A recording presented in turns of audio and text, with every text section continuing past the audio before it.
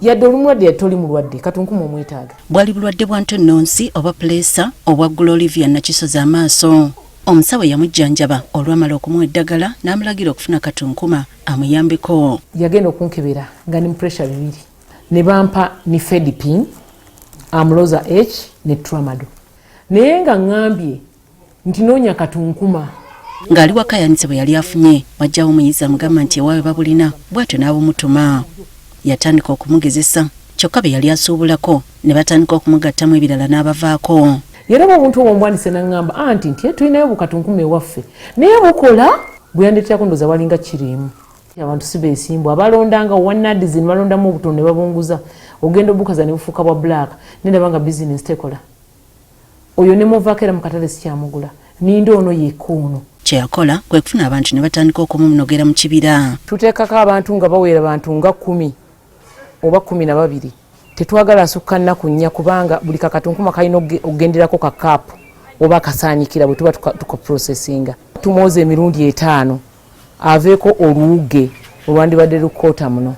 Katunkuma amuteeka mu mitendera egy'enjawulo okusinziira ku kukawa n'okuwonya kwe. Emergency 1 tafumbibwa wuuno, emergency 2 wuuno naye ono ekimwawula agendako mu sigiri. Ordinary bwe tumuleeta tumusuuyaako si kufumba kujiisa. Bw'ayitamu akaka ng'omukyusa ng'ayitamu akaka ng'omutulula ng'omwanika kaveera aka white buno obuveera bw'emmwanyi kamunuunamu amazzi kw'omujja n'omutwala ku ttundubaali.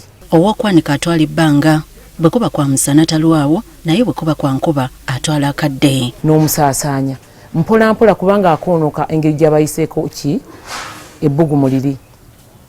Bwe tuvaawo ne tutandika okumwanika ku musana. Ekirungi kye akala mangu senga awulidde omusana. Kati obudde buba nga bunnyogovu nnyo tukolayo ze tuyita buluda n'omuteeka ku ttundubaali n'oteeka essigiri ku katebe mu nsonda ne mu nsonda ne mu nsonda n'afuna akabugumu ako akalinga ak'omusana oyo akaliranga wiikisi 2. Oluvannyuma lw'okumulondobamu nga bamupakira mu bukebe. Bwe munyiga kati nenkajjuza neera nenkanyiga nenduka nkakola bwenti nenkola bwenti. Nsagala muntu agende nga nenkola bwenti. Kati omuntu gwenguzizza akantu kano muwa akakebe kano free n'atoleramu kano kalina okubeera nkakola ki aleme kwekwata. Obwo bw'oyinza okuyita obutone nnyo obutali bwa mugaso bw'akolamu ensaano. Ze twandisenga ki ekirerya ezakoonokako obuti buli ne tuzigatta nabo no bwolaba nti no bwakonakona obwa bulaka bulaka obwo bwolaba tubugatta n'empeke zino ezifaanana bwe ziti ezaakonoka ezitaliko kakaapu ne tuziteeka mu ki mu blender ne tuzikuba. Katunkuma ono olyako katono katono n'ojjamu ekiramu. Ne bwogayo obupeke 2 obadde olina temperature oba pressure nga zirinnye waggulu dakiika 10 ziba zisse. Ulcers ez'ekika kyonna ajjawo okusanyalala ayamba prostate. Abantu bano abalwala sukaali omuntu afuluma omusulo mwafulumya oba bucket nejjako ekyovu wiiki emu omuntu oyo aba takyalina ku kyovu. Ate yo w'ensaano osobola okubiteeka mu byokulya oba amazzi agookya n'akugasa bya nsusso. Kulanki osobola okukozesaako wa pawuda mu nva naye nga katini twagala kwonoona tesiti yanva. Era Katunkuma ono omulaba bw'ofuna enva nga za nnyama n'obuteekamu bw'ati ng'amasavu gonna geeyera bwe gati nga geeyera. Kati emyaka giweze 4 Nakisozi akola omulimu guno amuguzeeko n'afuna enjawulo ate yamutuusa ku mulala awo bakasitoma ne bawera. Kano ordinary nako ka mutwalo so nga ka busigo.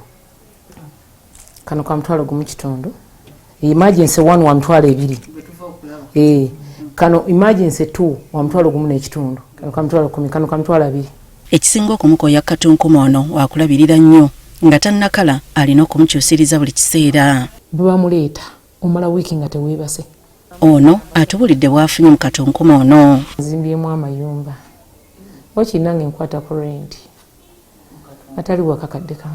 Ono wasabidde gavumenti ebeeka engeri gyeyamba abantu nga ye okubaako we batuuka nga bavuddeyo n'okuvumbula bwe kuti. Mukama n'akuwa ki vision eyo n'okola ekintu.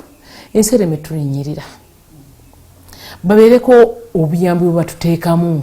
Azizzaamu abakyala amaanyi okunyiikira ku buli kye bakola nti ekiseera kituuka n'otandika okukijjamu ekiramu.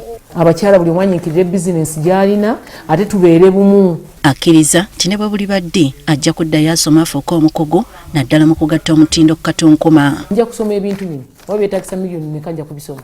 Okusinziira ku b'ebyobulamu ebintu ebikaawa biyamba mu kwoza obukyafu mu mubiri, okuziyiza endwadde ezitali zimu n'ebirala. Bulijjo abakugu mu bizinensi bakubiriza okutandika n'ekitono ky'osobola ekinaafuuka eky'okuddamu ebizibu oba ebibuuzo ekinaafuuka eky'okuddamu eri ebibuuzo oba ebizibu by'abantu okusobola okukwettanira. Susan Nanyanzi, Agafeeyo ku Spark TV. Omuntu wagenderera n'omuwa ku emergency 1 n'atawawamuka nga mudda ku ssaala.